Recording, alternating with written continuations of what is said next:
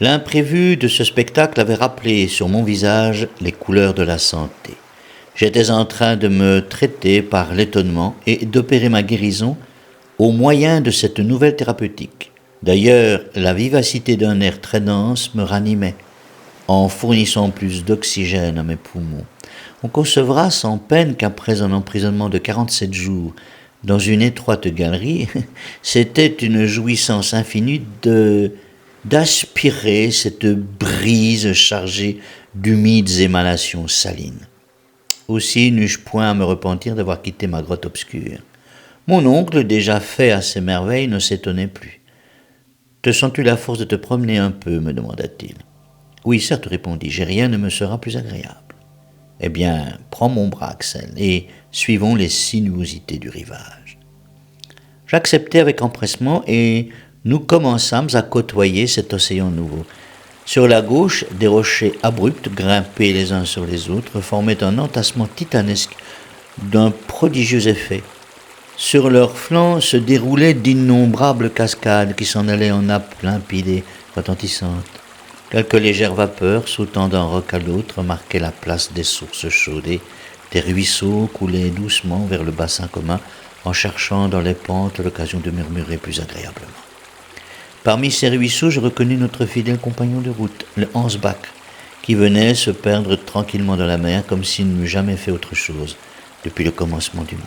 « Il nous manquera désormais, dis-je avec un soupir. »« Bon, répondit le professeur, lui ou un autre, qu'importe. » Je trouvais la réponse un peu ingrate. Mais en ce moment, mon attention fut attirée par un spectacle inattendu. À 500 pas au détour d'un haut promontoire, une forêt haute, touffue, épaisse, apparut à nos yeux. Elle était faite d'arbres de moyenne grandeur, taillés en parasols réguliers, à contours nets et géométriques. Les courants de l'atmosphère ne semblaient pas avoir prise sur leur feuillage et, au milieu des souffles, ils demeuraient immobiles comme un massif de cèdres pétrifiés. Je hâtai le pas. Je ne pouvais mettre un nom à ces essences singulières. Ne faisaient-elles point partie des 200 000 espèces végétales connues jusqu'alors et fallait-il leur accorder une place spéciale dans la flore des végétations ? Non, quand nous arrivâmes sous leur ombrage, ma surprise ne fut plus que de l'admiration. En effet, je me trouvais en présence de produits de la terre, mais taillés sur un patron gigantesque. Mon oncle les appela immédiatement de leur nom. « Ce n'est qu'une forêt de champignons, dit-il. » Et il ne se trompait pas. Que l'on juge du développement acquis par ces plantes chères aux milieux chauds et humides.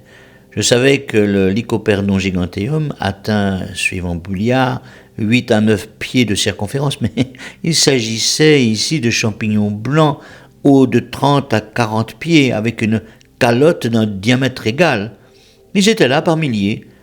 La lumière ne parvenait pas à percer leur épais ombrage, et une obscurité complète régnait sous ces dômes juxtaposés comme les toits ronds d'une cité africaine. Cependant, je voulus pénétrer plus avant. Un froid mortel descendait de ces voûtes charnues. Pendant une demi-heure, nous errâmes dans ces humides ténèbres, et ce fut avec un véritable sentiment de bien-être que je retrouvai les bords de la mer.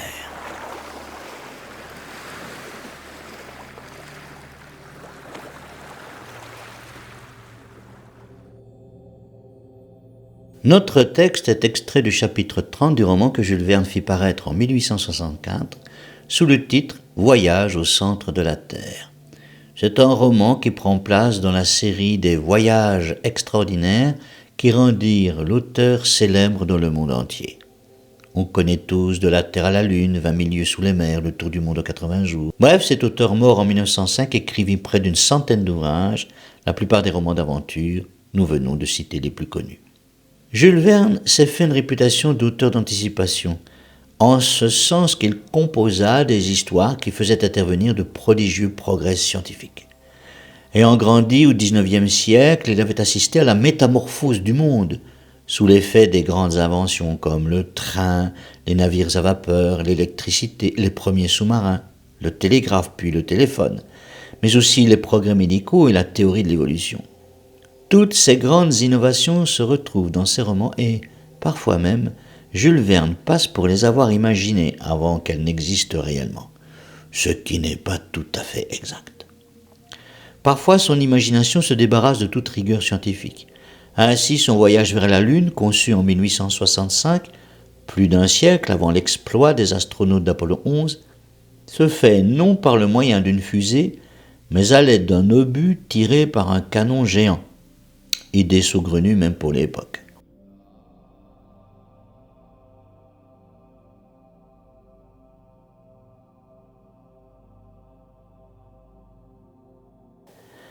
Dans la suite du roman Autour de la Lune, il imagine même des cités sur cet astre pourtant désertique. Au moins Jules Verne eut-il le mérite de nous faire méditer sur les possibilités infinies du progrès scientifique. Il eut tout de même de sacrées intuitions, comme l'invention de la télévision, du train à grande vitesse, des satellites artificiels et de l'énergie nucléaire. Rien que ça.